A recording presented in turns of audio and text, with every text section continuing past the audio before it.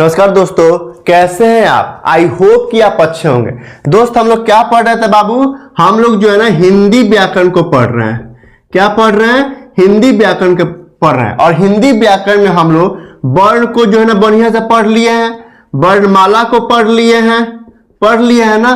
फिर हम लोग लिपि पढ़ लिए थे, उच्चारण स्थान पढ़ लिए थे, ये सब पढ़ लिए ना। उच्चारण स्थान वगैरह सब पढ़ लिए ना, उच्चारण स्थान पढ़ लिए हैं, वर्ण पढ़ लिए हैं, ये सब पढ़ लिए हम लोग। आज हम लोग ना हिंदी व्याकरण के अंदर संधि के बारे में पढ़ेंगे कि संधि क्या होता है। ठीक है, तो क्या होता है संधि? देखिए, संधि का मतलब होता है जोड़। एक मिनट बताइए, रुकिए एक मिनट, कलम उठाने दीजिए दूसरा। संधि का मतलब होता है जोड़, यानी जोड़ होता है। जैसे एक होता है संधि, देखिए संधि, आज हम लोग संधि पढ़ेंगे। एक होता है संधि और एक होता है समधि। तो जब हम लोग पढ़ते थे ना, तो जब हमारे गुरुजी हम लोग पढ़ाते थे ना, तो कहते थे कि आज हम लोग समधि पढ़ेंगे। तो समधि का मतलब होता है, समधि समझते हैं ना, जब लड़की के पिताजी और लड़के के पिताजी जब आपस में एक दूसरे से मिलते हैं ना, तो उन्हें समधि बोलते हैं। तो सम माने होता है बराबर और धि माने होता है विचार, मतलब जिनके विचार आपस में मिलते हैं उसे हम कहते हैं समधि कहते हैं। लेकिन हम लोग समधि क्यों नहीं पढ़ रहे हैं, हम लोग पढ़ेंगे संधि। संधि का मतलब होता है जोड़। जैसे ये हमारा हाथ है, तो हाथ एक कलाई है, कहीं ना कहीं जुड़ा है। ये जो कलाई है, कहीं ना कहीं जुड़ा है, तो जोड़ को हम संधि कहते हैं। संधि का मतलब होता है जोड़। आप नहीं सुने हैं कि भारत और रूस के बीच ना संधि हुआ है, संधि समझौता हुआ है। तो संधि का मतलब होता है जुड़ाव, मेल मिला। तो आज हम लोग संधि पढ़ेंगे। हम लोग हिंदी व्याकरण के ये सब पढ़ लिए, इसे मिटा देते हैं। तो संधि का मतलब होता है जोड़।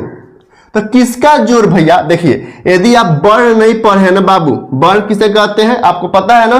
तो यदि आप वर्ण नहीं पढ़े ना, तो आपको संधि समझ में नहीं आएगा, क्योंकि पूरा का पूरा संधि जो है ना, ये वर्ण पर ही आधारित है। इसलिए वर्ण को जरूर पढ़िएगा। वर्ण का अपना कोई अर्थ नहीं होता है, और वर्णों के ही जोड़ को, जब वर्ण को, हिंदी में कितने 52 होते हैं, हिंदी में कितने वर्ण है? 52 वर्ण है। और ये जब 52 वर्ण, 1 2 4, ये जो 52 वर्णों को आपस में जोड़ते हैं ना, तो संधि कहलाता है। और उनके तोड़ने की प्रक्रिया को विच्छेद कहते हैं। तो क्या होता है संधि, देख लीजिए। आसान भाषा में कहे तो वर्णों के जोड़ को संधि तथा अलग करने की प्रक्रिया को हम विच्छेद कहते हैं। जैसे अ एक वर्ण है जिसका अपना कोई अर्थ नहीं है, और अ एक वर्ण है। तो जब दो वर्ण को आपस में जोड़ते हैं, इन दोनों को जोड़ेंगे तो क्या होगा? आ होगा। तो ये आ जो है ना संधि है। और वर्णों के तोड़ने को प्रक्रिया को विच्छेद, ये वर्णों के जोड़ के संधि और तोड़ने की प्रक्रिया को विच्छेद कहते हैं। अब इस आ को तोड़िए। आ मतलब अ, जो अ निकलेगा, तो वर्णों को, जब हम वर्ण को तोड़ते हैं तो विच्छेद कहलाता है, और वर्ण को जोड़ते हैं तो संधि कहलाता है। लेकिन ये एग्जाम में लिखिएगा तो नंबर मिलेगा क्या? बिल्कुल नहीं मिलेगा। तो सर एग्जाम में हम परिभाषा क्या लिखेंगे, डेफिनेशन क्या लिखेंगे, वो देख लीजिए। परिभाषा है कि दो समीपवर्ती या निकटवर्ती, समीप या निकट, दो समीपवर्ती या निकटवर्ती वर्णों, हिंदी में 52 वर्ण होते हैं ना, तो दो समीपवर्ती या निकटवर्ती वर्णों के मेल से होने वाला विकार, विकार का मतलब होता है रूप परिवर्तन। तो रूप परिवर्तन को ही हम संधि कहते हैं। जैसे पुस्तक है, पुस्तक जोड़ आल है। अब दो समीपवर्ती इसके इस शब्द में, एक ये शब्द हो गया और दूसरा शब्द ए हो गया। तो इन शब्दों में निकट वर्ण कौन सा है? एक क है, और ये पुस्तक में क एक निकट वर्ण है, और आले में आ निकट वर्ण है ना। मतलब धन के पहले क में क निकट वर्ण है, और ये जोड़ यानी धन के बाद आ जो है ना एक दूसरे के निकट है। तो जब दो समीपवर्ती निकटवर्ती वर्णों को आपस में मिलाते हैं, अब जब क और आ को मिलाइएगा तो क्या बनेगा? का। तो यह, इसको हम क्या कहेंगे? संधि कहेंगे। तो पुस्तक जोड़ आले बराबर क्या होगा? पुस्तक। और क्या आ जाएगा? क जोड़ अ मिलके, क जोड़ आ मिलके क्या हो जाएगा? पुस्तकालय। तो यह परिभाषा है कि दो समीपवर्ती या निकटवर्ती वर्णों के मेल से उत्पन्न होने वाले विकार या रूप परिवर्तन को संधि कहते हैं। जैसे हिम जोड़ आल है, एक और उदाहरण ले लीजिए। हिम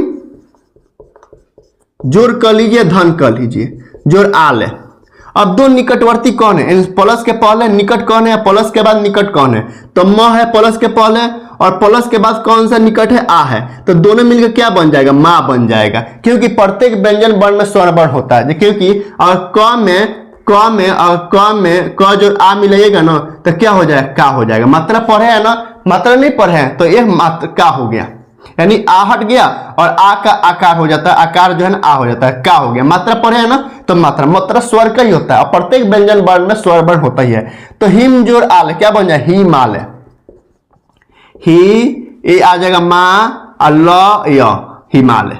तो क्या है, ये संधि है, वर्णों के मेल को संधि और वर्णों को तोड़ने की प्रक्रिया को विच्छेद कहते हैं। इसलिए वर्ण का होना जरूरी है। वर्ण यदि आप नहीं पढ़े तो संधि फिर आपको पढ़ने से कोई फायदा नहीं है। और संधि वर्ण कितने होते हैं, तो वर्ण दो होते थे ना, एक स्वर वर्ण होता है और दूसरा व्यंजन वर्ण होता है ना।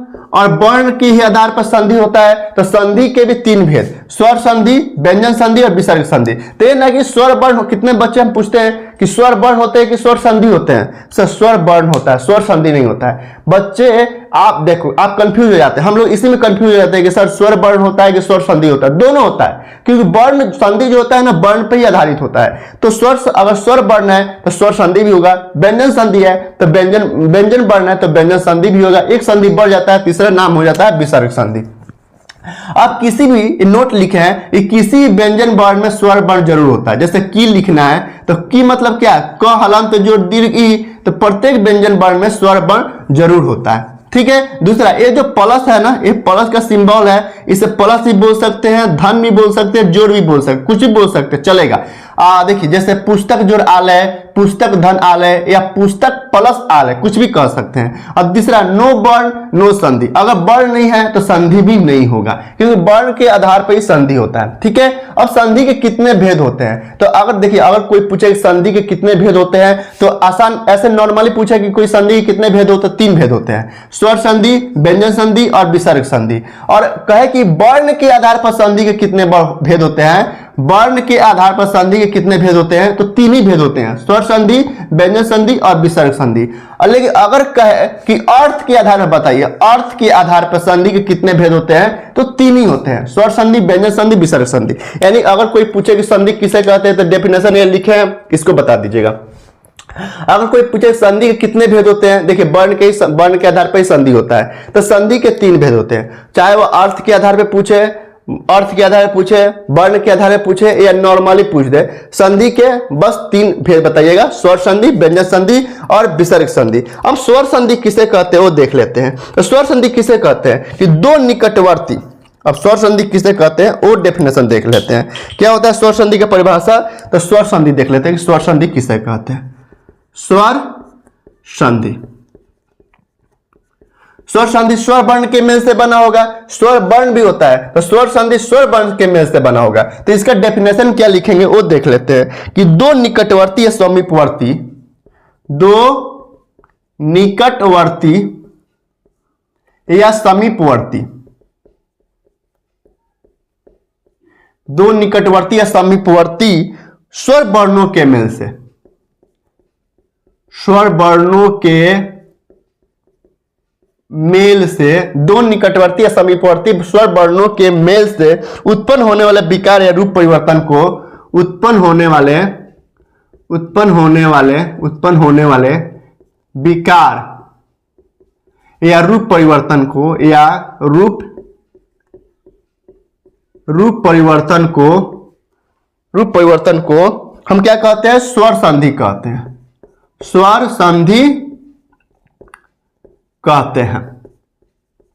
दो समीपवर्ती या निकटवर्ती स्वर वर्ण, यहां पे स्वर वर्ण पर जोड़ दीजिएगा, स्वर वर्ण 11 होते हैं ना, तो दो निकटवर्ती या समीपवर्ती स्वर वर्णों के में से उत्पन्न होने वाले विकार को स्वर संधि कहते हैं। जैसे पुस्तक जोड़ आलय, पुस्तक धन आलय, आलय बराबर क्या होगा, पुस्तकालय, दो समीपवर्ती या निकटवर्ती स्वर वर्णों के मेल से।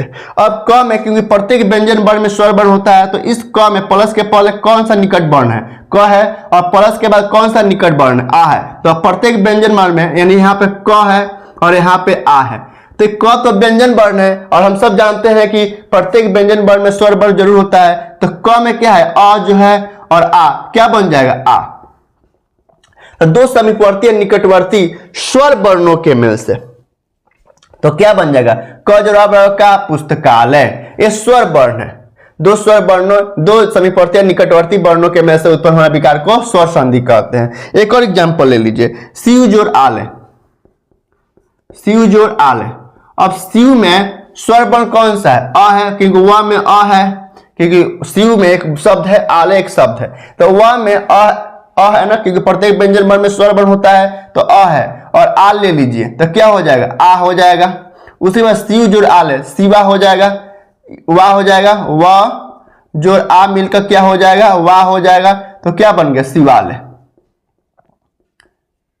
तो और कोई कहे शिवालय में, शिवालय शिव जोड़ आलय, तो शिवालय आ रहा है ना, आ रहा है ना यहाँ पे शिवालय, पुस्तका आ रहा है ना। तो दो समीपवर्ती या निकटवर्ती स्वर वर्णों के में से उत्पन्न होने विकार को स्वर संधि कहते हैं। जैसे एक और ले लीजिए, भानु जोड़ उदय।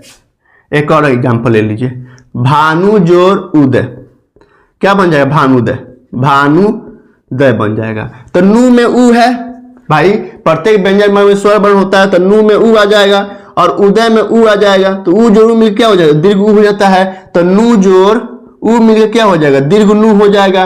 तो क्या हो गया? भानुदय, भानुदय, भानु उ आ रहा है ना। तो दो समीपवर्ती निकटवर्ती वर्णों के में से समीपवर्ती स्वर वर्ण है, ये भी स्वर वर्ण है, और निकट है तो स्वर वर्ण है, स्वर संधि है। व्यंजन संधि किसे कहते हैं? व्यंजन संधि किसे कहते हैं? अब स्वर वर्ण की नोट लिख लीजिए कि स्वर वर्णों की संख्या, स्वर वर्णों की संख्या 11 होती है। कौन कौन से? अ, आ, हर्ष दीर्घ, हर्ष दीर्घ, री, ए, ओ, औ, 11 होती है, अ से लेकर ए, ओ, औ तक। यह सब क्या है? स्वर वर्ण होता है। स्वर संधि के भी, अभी स्वर संधि के भी, स्वर संधि जो है ना, स्वर संधि के भी 5 भेद होते हैं। तो स्वर संधि के 5 भेद होते हैं, कौन कौन से? तो दीर्घ, गुण, यर, वृद्धि, आदि। अब कौन कौन से होते हैं इसके बारे में कल देखेंगे। ठीक है, आज के लिए इतना ही रहने देते हैं। बाय, नमस्ते, फिर मिलते हैं आप।